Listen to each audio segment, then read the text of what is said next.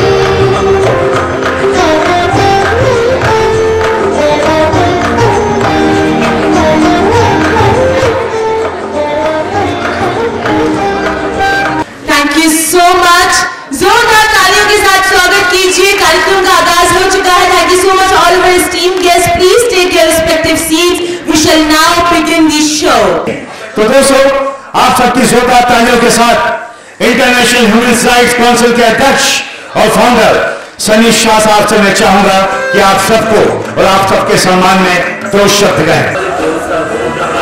Good morning everyone. आज international human rights council की तरफ से हम यहाँ पे सब एकजुट हुए हैं और doctor S Radhakrishnan memorial award ये सेलिब्रेट करने के लिए आज हम सब यहाँ पे इकट्ठा हुए। सबसे पहले जो हमारे सदस्य बाहर दूसरे देशों से आए या दूसरे राज्यों से आए, उनका सबसे पहले मैं अभिनंदन करना चाहूँगा कि आज वो इतनी कठिनाई लेके संस्था के कार्यक्रम को सक्षम करने के लिए यहाँ तक डॉक्टर राधाकृष्णन मेमोरियल अवार्ड तक आ पहुँचे। उनका मैं तहे दिल से धन्यवाद करना चाहता हूँ। उसके आगे आज इंटरनेशनल ह्यूमन राइट्स काउंसिल जिस भी मुकाम पे है, जिस जगह पर आज हम पहुंच चुके, उस जगह पर पहुंचने के लिए सबसे बड़ा योगदान हमारे कार्यकर्ताओं का रहा है। और मैं इसी मंच से मेरे हर कार्यकर्ताओं को, मेरे हर पदाधिकारियों को यहाँ से मैं साक्षात नमन करता हूँ इस मंच से, क्योंकि अगर वो ना होते तो शायद ये ना होता। एक बहुत प्यारी सी लाइन है कि अकेले ही चले थे हम, अकेले ही चले थे हम जानिबे मंजिल, लोग जुड़ते गए कारवां बनता गया। ये तभी मुमकिन हुआ जब आप लोगों ने सबने मेरा साथ दिया और आज हम इस मंच पर पहुंचे। तो आप सबको उसके लिए आज IHRC की यहाँ तक की प्रगति के लिए आप सबको इसके लिए श्रेय जाता है और आप सबको उसके लिए बधाई जाती है। अब आगे कुछ मैं ऐसे दृश्य में आपको दिखाना चाहता हूँ कि यहाँ पे बहुत से टीचर्स, प्रिंसिपल सब लोग बैठे हैं। जब हमने मानवाधिकार की शुरुआत की थी, ये संस्था जब शुरू हुई थी, तब कहीं पे हमने ये सोचा था कि शायद ह्यूमन राइट्स जो सब्जेक्ट है, जिस सब्जेक्ट पे हम काम कर रहे हैं, डीपली ग्राउंड रूटेड काम कर रहे हैं, उस पर शायद कुछ जो पढ़े लिखे नहीं है वो नहीं जानते कि मानवाधिकार क्या है, वो अपने अधिकार नहीं जानते। लेकिन शायद जो पढ़े लिखे लोग हैं देश के, वो शायद जानते हैं कि मानवाधिकार क्या है।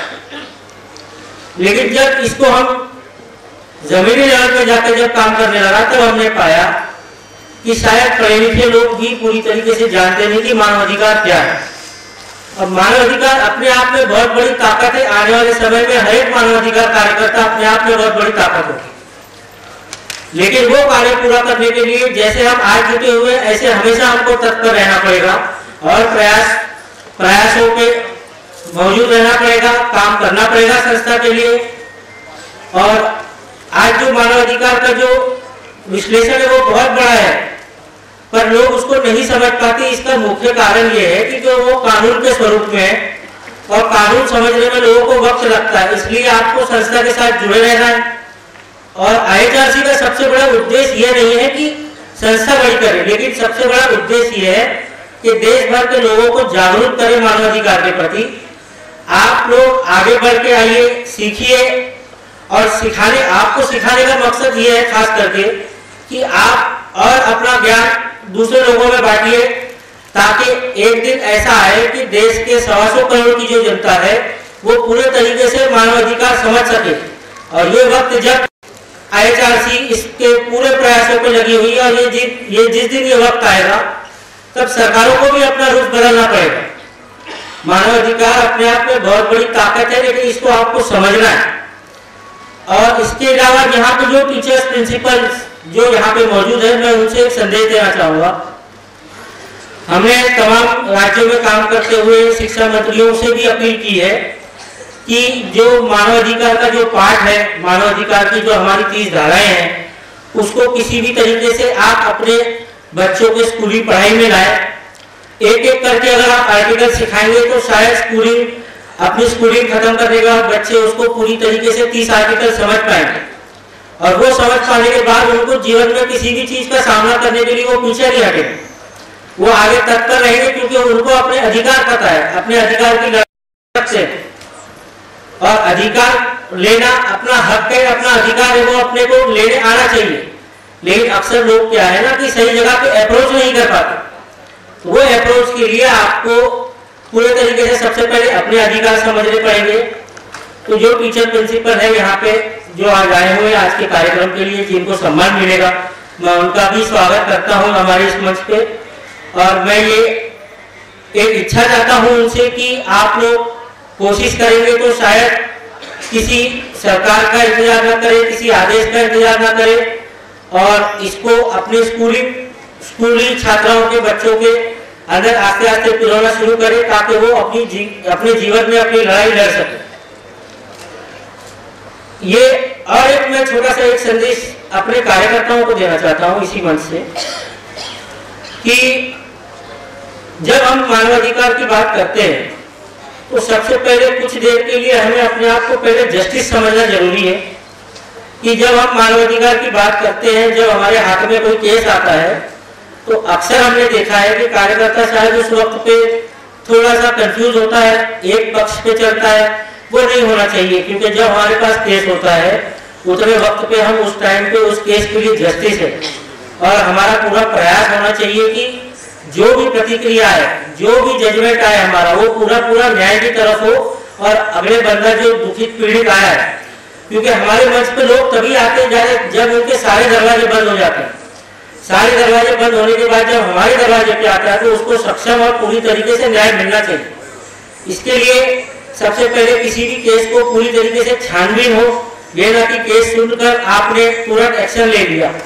इस चीज में पूरी छानबीन हो, उसके बाद में अपना कदम एक एक करके आगे बढ़ाइए, क्योंकि जस्टिस जरूरी है अगर जाने अनजाने।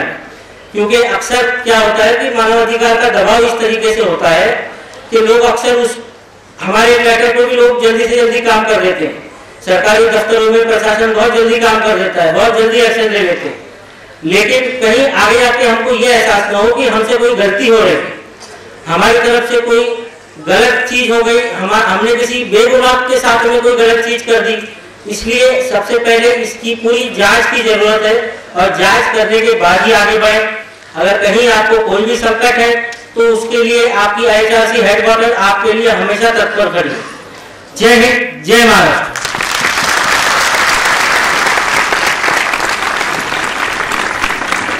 Thank you, Sunny sir. You are really an inspiration and motivation for all of us. दोस्तों, मुझे आप सबको ये बताते हुए बड़ी खुशी हो रही है कि हमारे बीच फिल्म अभिनेता मुश्ताक खान साहब यहाँ पे आ चुके हैं।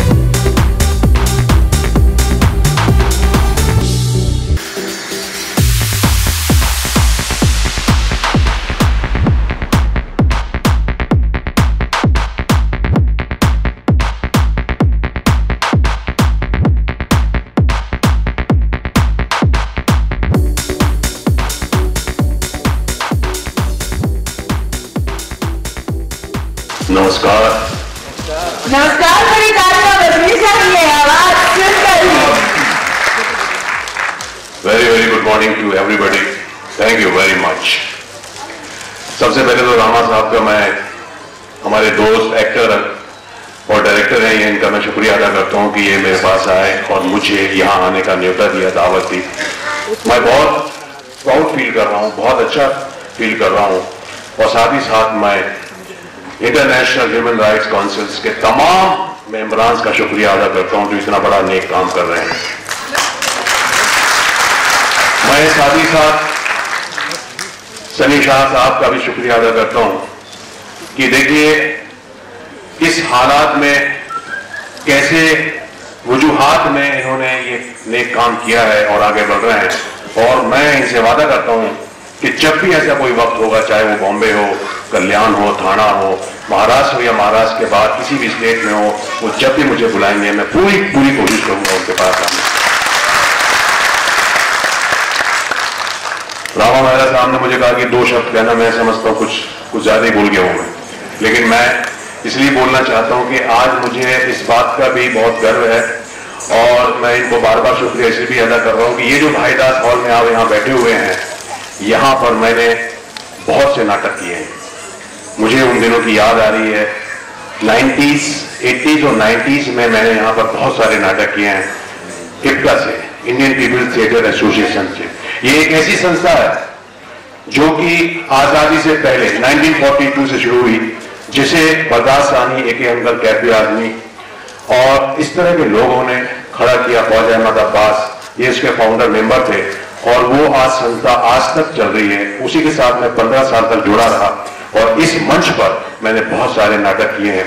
तो आज मैं सनी साहब का शुक्रिया अदा करता हूँ, यहाँ बुलाया। मुझे मैं अपने जज्बात में आपको बता नहीं सकता कि किस तरह का मैं फील कर रहा हूँ कि यहाँ मैंने कभी परफॉर्म किया है, नाटक किया करता था, छोटे छोटे बड़े बड़े रोल्स मैंने बहुत सारे किए हैं और इन्हीं नाटकों से मुझे डायरेक्टर्स ने उठाया है, पिक किया है और फिल्मों में काम किया है। और आज मैं आपके सामने यहाँ खड़ा हूँ, बातें कर रहा हूँ और ऑनर मिल रहा है आपका, आपकी इज्जत मिल रही है, आपके प्यार का, आपके मोहब्बत को मैं सीने से लगाता हूँ और सीधे सीधे अपनी औकात में आता हूँ।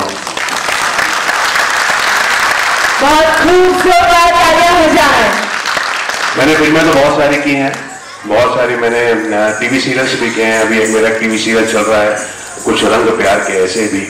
और पिछले दिनों काफी फिल्में जो बड़ी बड़ी फिल्में हिट हुई थी, उनमें से गदर है, क्रांतिवीर है, भट्ट साहब की बहुत सारी फिल्में, सड़क, जुनून, हमें रही प्यार के, नाराज, सातवां आसमान, गुमराह वगैरह वगैरह, मैंने बहुत सारी फिल्में की हैं।